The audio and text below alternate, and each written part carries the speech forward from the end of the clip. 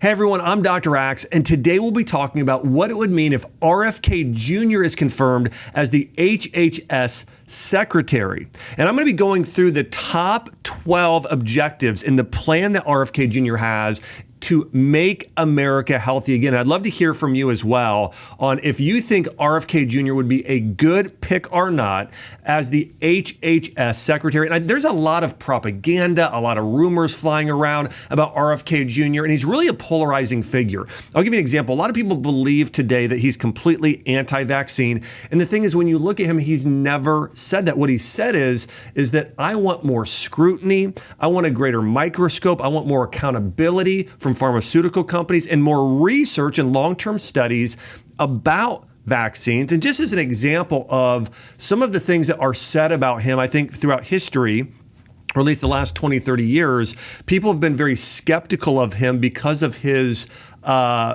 stances on everything from vaccination to fluoridation of the water to climate change. And really, he's been a polarizing figure on both sides, both Democratic and Republican, for many years. But I'm going to go through the top 12 initiatives he has in order to make America healthy again and set the record straight. Before I get into these top 12 initiatives, make sure to subscribe to the channel and hit the notification bell so you never miss a single episode in the latest breaking news as I'm covering today. So number one thing to know is around his vaccine policy reform. Kennedy seeks to enforce rigorous safety tests for vaccines, including placebo-controlled long-term studies to ensure they are both safe and effective. And he advocates for the removal of vaccine manufacturers' immunity from liability that was granted under the National Childhood Vaccine Injury Act of 1986 to ensure accountability. Did you know today that vaccine manufacturers can damage and injure people with things like Guillain-Barré syndrome, autoimmune disease, neurodegenerative illnesses, and even if that person is medically damaged, they can't sue or win off in most cases against the pharmaceutical manufacturers. Now, the truth is there have been cases won by people that were damaged by vaccines and they have had it paid out. But based on this grant from many years ago, it's much, much harder for these vaccine companies to be held accountable. And so one of the biggest things RFK Jr. is looking to do is to enforce accountability. And if there's wrongdoing, that they have to pay up. And again, it's harder to pass things due to the long-term testing. Now, a few other things here. He also wants independent oversight boards, which would be created to eliminate the conflicts of interest with the regulatory bodies like the CDC and the FDA. Here's why this matters. According to the Vaccine Adverse Event Reporting System, adverse events often go underreported, and improved oversight could restore public trust and potentially prevent severe reaction. Did you know that the amount of parents today that are vaccinating their children has gone down tremendously? I mean, the statistics are really surprising in terms of how many parents, and a lot of this was due to COVID. There's a lot of mistrust going through COVID and what the government and the CDC shared, and what happened was a lot of these things weren't true regarding vaccines. With the COVID vaccine, is not a traditional vaccine. It's that with the mRNA and the way that was done, it is not traditionally the way that we think about vaccines. But really, there were a lot of lies, a lot of propaganda around this in terms of, well, you can't, you can't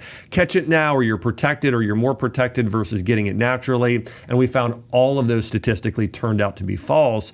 And so RFK Jr. really wants to sort of improve our confidence in our governing bodies today.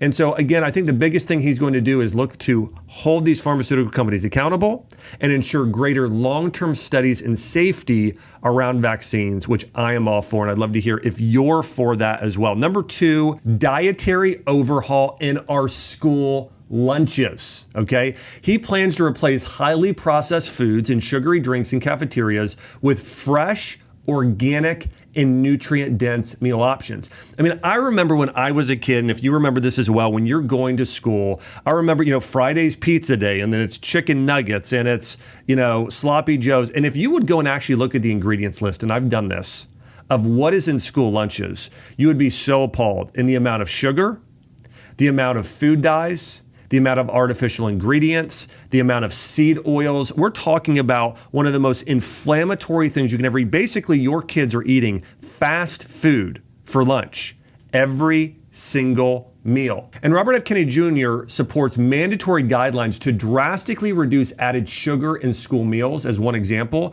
Studies have shown that reducing sugar consumption can improve academic performance and behavior in students. And one of my questions is, why has this not been done yet? Well, I'm excited because Kennedy is going to lead the charge in this. And here's an interesting stat. Childhood obesity rates in the United States have tripled since 1970, with 1 in 5 children now classified as being clinically obese, underscoring the urgency of addressing diet in our schools. We see kids' diabetes on the rise, kids' autoimmune disease, childhood cancer, childhood autism, childhood ADHD.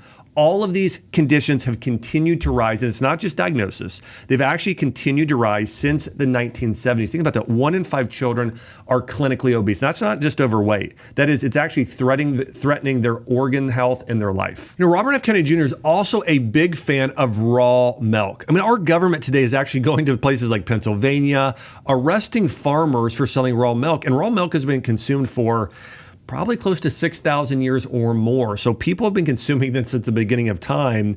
And raw milk is much healthier than ultra pasteurized. When you look at the difference in terms of doing certified organic raw milk from pasture-raised cows, we're talking about more vitamin D, more omega-3 fatty acids, more CLA, more good bacteria, more enzymes, just overall a more nutrient dense and quality food. And this is not something that should be banned or outlawed. Again, this is something that we should all have access to. Our kids should have access to.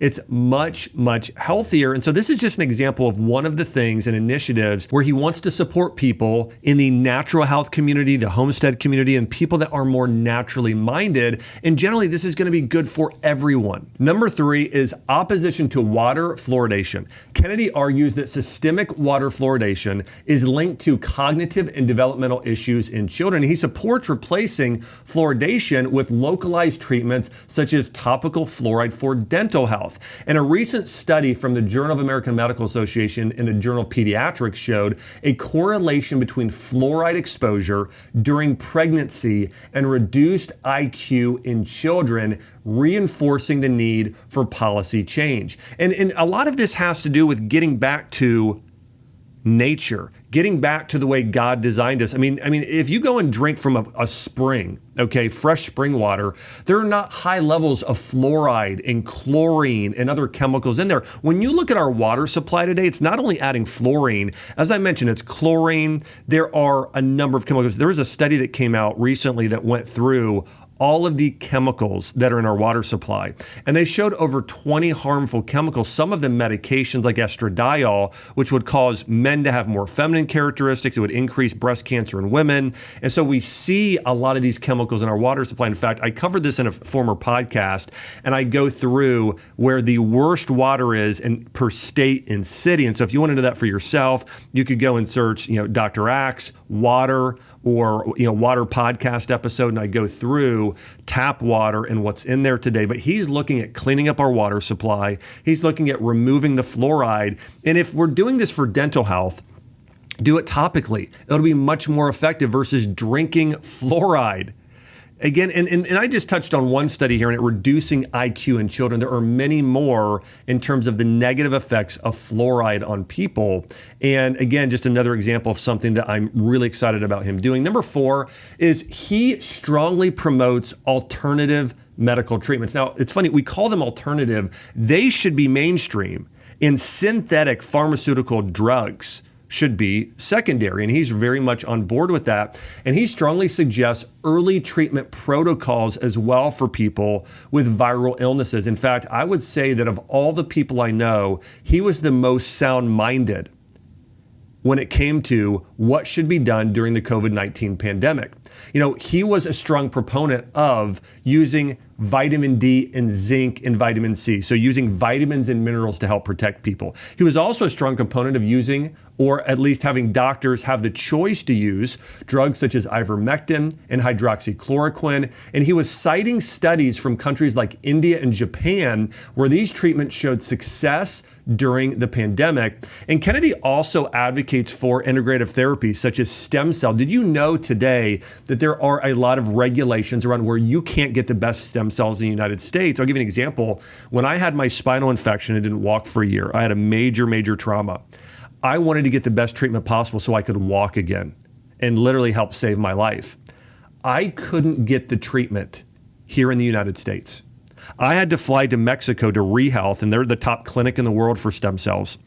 And I had to fly there, and I had a friend, Dr. Dan Pompa, Dr. Gary Brecka, and others who turned me on to this clinic. And I believe because of it today, I've regained my health almost completely, and I'm able to everything from snow ski to lift weights to carry my daughter around. And I don't know if I would have been able to do that without going to ReHealth, the top stem cell clinic in the world, and getting these treatments. I couldn't get that here in the United States because they classify your own stem cells, if you multiply them, they classify those as a drug or a medication. So you can't get the best stem cells in the United States. So people are traveling to Cancun to ReHealth, or ReHealth in Cabo, or to Panama or other countries, or Germany or Switzerland to actually get these treatments today. And he wants to advocate for making stem cells, if they're pluripotent from umbilical cord tissue that are then multiplied, which are the highest quality in the world. He wants to make those legal here. And there are so many people today suffering with chronic illnesses that could benefit from stem cell therapy. I mean, I have sent so many people to Cancun, Mexico. By the way, the clinic is really outstanding. It's like white marble, very nice, nicer than probably any clinic I've been to in the United States.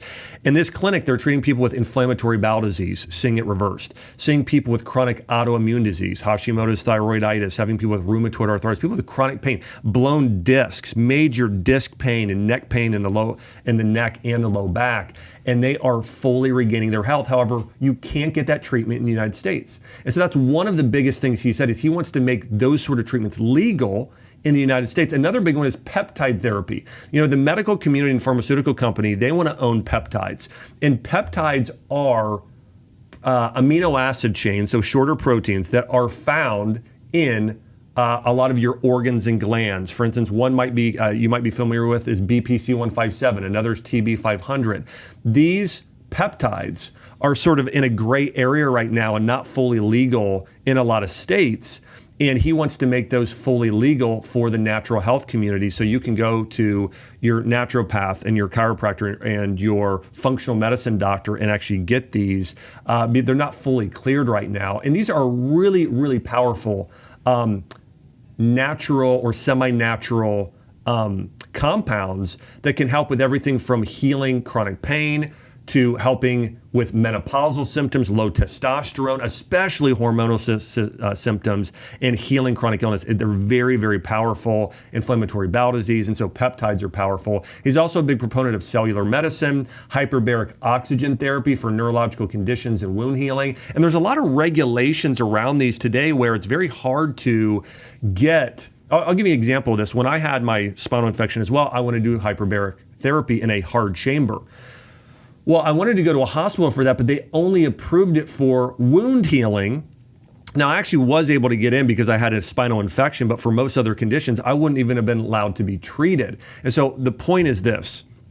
He is a big proponent of really helping make fully legal everything from hemp and CBD THC products to stem cell therapy to peptides to these forms of cellular medicine. And also, if we go through a future pandemic, looking at what are the natural approaches we can do, what can we learn from those other countries as we go through some of these things. He's also a big proponent, I've heard him talking about medicinal mushrooms and turmeric and ashwagandha and supporting and having more benefits for companies that are selling these natural ingredients. And why this matters is this. The U.S. healthcare system is heavily focused on emergency care, reactive care. And a study from the Lancet, one of the most prestigious medical journals in the world, found or estimated that 60% of chronic diseases are preventable with proper lifestyle and alternative interventions. And I would say that number could be closer to 80%. I saw another medical journal that said it's closer to 80. So 60 to 80% of our chronic diseases today, if they just changed your diet and lifestyle, would not be there at all. And so he is a big proponent of making natural medical care the primary and medications as the second thing you do. Think about this. If you go in there with diabetes, do you want to get put on a drug that's going to have a side effect, which is going to deplete your body of coenzyme Q10 and B12 and cause nerve degeneration and heart failure later on? No, what do you want to do first? You want dietary recommendations. You want vitamins. You want supplements. You want peptides. You want these things to where you can reverse it naturally and not have the side effects as your first line of defense as mainstream primary care medicine. And then if that doesn't work after a year, which will probably only happen 5% of the time, then you go and you could get put on a medication for a period of time while the doctor simultaneously tries to get you off of it. That is the sort of medical care he's looking for that will truly save lives, benefit people, improve the health care of this entire country. You know, we've been pouring trillions of dollars into things like the cancer industry, and cancer rates continue to rise. It's not getting better. Right? Let's try a new approach like RFK Jr. is promoting. Okay, number 5 initiative RFK Jr. has is public health agency restructuring. He intends to establish strict ethical firewalls between public health agencies and private industry to eliminate funding biases, particularly from pharmaceutical companies. I mean, Kennedy proposes annual audits of agencies like the CDC, the NIH, and the FDA to ensure transparency and accountability in future decision-making. I mean, when you look at the connections between the people that worked at pharmaceutical companies and now work at the NIH or the CDC or FDA and vice versa, it's like they're doing things, giving each other favors legally, where they're turning an eye, not holding each other accountable because they were, worked with their friends and now are at another company. And we need to stop that today. There are so many people that have been damaged by mainstream medicine. I mean, here's an example. There was a drug that came out quite a few years ago that killed nearly 100,000 people. It was causing their hearts to explode. It was a pain-killing anti-inflammatory medication. And that's just one example of something that's happened, and those companies weren't really fully held accountable. Number 6, he has an emphasis on natural health approaches. He supports insurance coverage for acupuncture, chiropractic care, and functional medicine consultations, making them more accessible to Americans. You know, there are a lot of insurance companies that don't fully support you being able to go and spend your insurance money on taking vitamins and supplements and natural forms of care. It only pays for the conventional care of you getting prescribed a drug.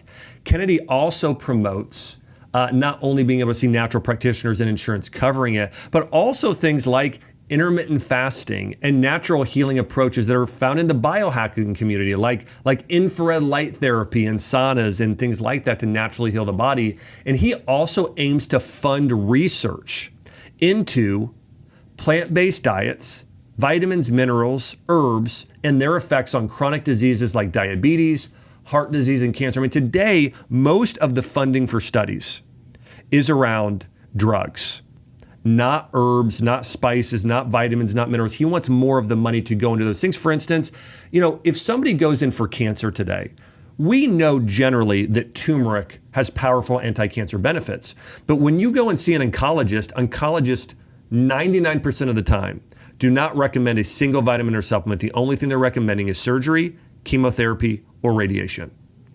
And he believes that when you're going to Duke or MD Anderson or any of these Cedars-Sinai, any of these top hospitals, that those oncologists should be recommending turmeric and reishi mushroom and maybe even ivermectin, but things that are natural, vitamin D. And that's not happening today. When you go in with heart disease, when you go in with diabetes, your doctor isn't typically prescribing you berberine and cinnamon and chromium and fenugreek and recommending dietary protocols. He wants more research into those things to where mainstream medicine and MDs are actually prescribing vitamins, supplements, and herbs instead. Number 7, Kennedy plans to overhaul pandemic preparedness by emphasizing early treatment protocols, reducing the needs for these blanket lockdowns and respiratories, which actually were killing people.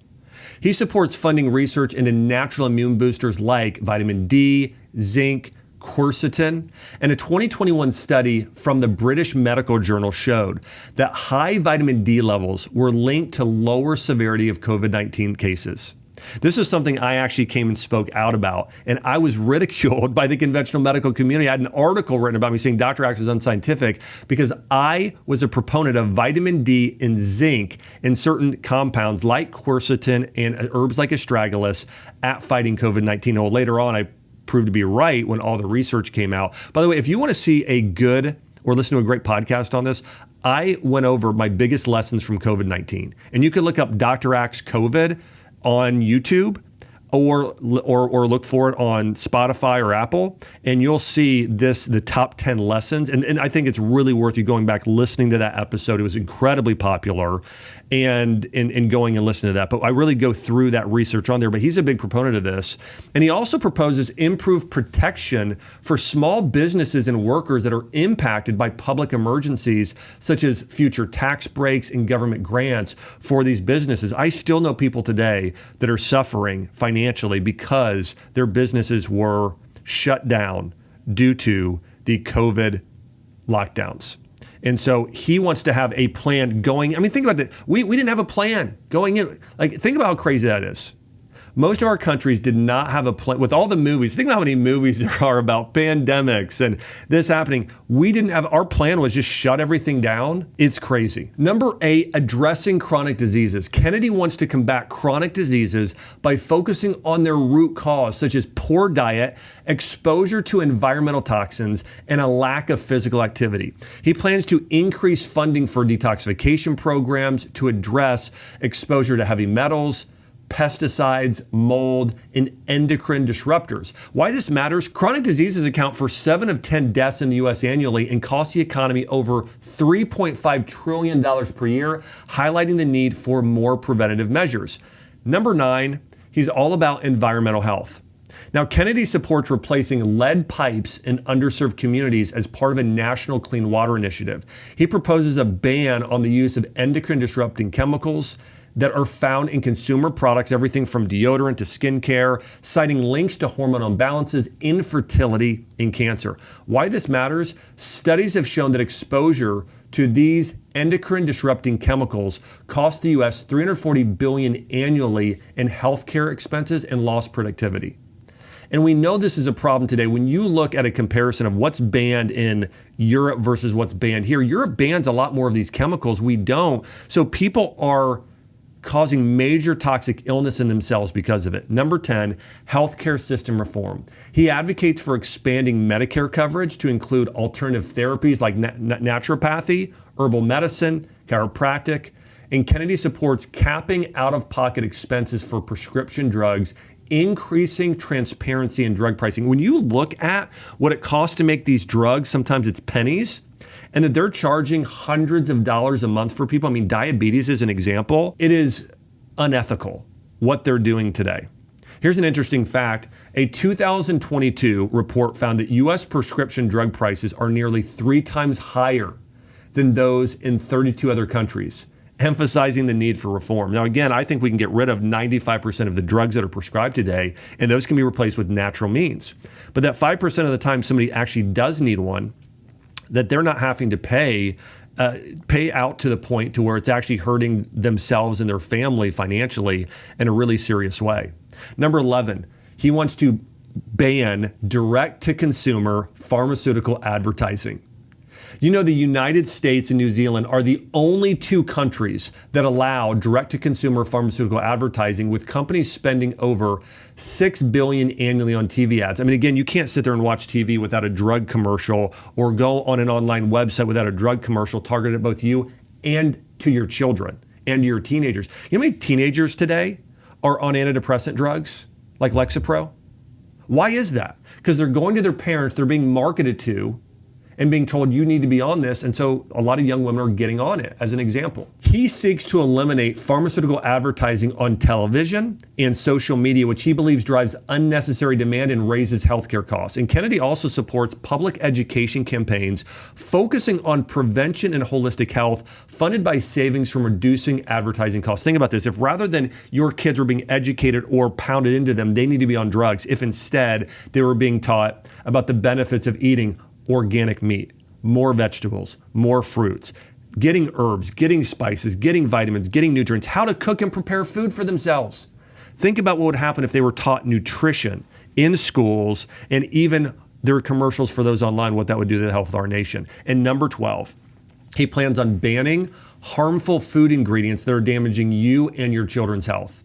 Kennedy plans to ban artificial food dyes like yellow 5, yellow 6, blue 1, all of these chemicals, BHT, hydrogenated oils, titanium dioxide, which have been linked to hyperactivity, inflammation, neurological diseases, gut health problems, and other hormonal health conditions. He supports mandatory labeling for genetically modified organisms and the removal of high fructose corn syrup from processed food. Here's why this matters. Studies have linked artificial food dyes to behavioral problems in children. A 2019 meta-analysis that was pooling together several studies. This was published in the Journal of Pediatrics and found that removing these dyes improved symptoms in 33% of children with ADHD. And can you imagine what this is going to do to our kids when they're going to be able to learn better, have better behavior, better performance in schools and their everyday lives? It is going to be so powerful. And again, when you look at other countries like Italy, like France, like Israel, like Australia, like Canada, so many countries, they have banned artificial food dyes. They have banned a lot of these chemicals, and the United States still hasn't, because some of these companies have a financial interest and are making money off of this, so they haven't been banned or outlawed. He wants to go and protect you, protect your children. You know, I watched a video of RFK Jr. saying his mission and why he wants to help this, and it was so touching to me. He said this, that he thinks about how many children today, for instance, are diagnosed with autism or somewhere on the autistic spectrum. And because of it, they're not fully functioning in a lot of cases. And he said, you know, what it would mean to him if he could just save one of those kids to where they were fully functioning. And this really hit me because my mom, growing up, she taught special ed. And my mom taught for years, so many kids with autism and major learning disorders.